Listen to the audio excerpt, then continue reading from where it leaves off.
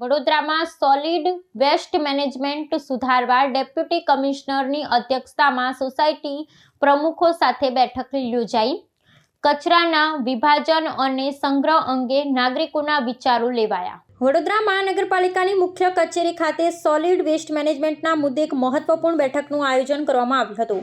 નાયબ commissioner VN રાજપૂતના અધ્યક્ષસ્થાને યોજાયેલી આ બેઠકમાં શહેરના વિવિધ વિસ્તારોની સોસાયટીઓના પ્રમુખો અને રહીશોએ ઉત્સાહપૂર્વક ભાગ લીધો હતો. આ બેઠકનો મુખ્ય ઉદ્દેશ્ય ઘન કચરાના વ્યવસ્થાપનને વધુ અસરકારક બનાવવા માટે નાગરિકોના વિચારો અને સૂચનો મેળવવાનો હતો. બેઠક દરમિયાન સોસાયટીના પ્રતિનિધિઓ દ્વારા કચરાના વિભાજન, કચરાના નિયમિત સંગ્રહ, જાહેર સ્થળોની સફાઈ અને ગ્રીન વેસ્ટ મેનેજમેન્ટ સહિતના વિવિધ પાસાઓ પર પોતાના વ્યવહારુ વિચારો રજૂ કરવામાં આવ્યા હતા.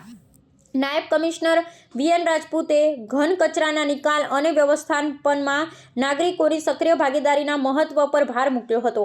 તેમણે જણાવ્યું હતું કે કચરાના યોગ્ય વ્યવસ્થાપન દ્વારા જ વડોદરા શહેરને સ્વચ્છ ને સુંદર બનાવવાનું લક્ષ્ય સિદ્ધ કરી શકાશે.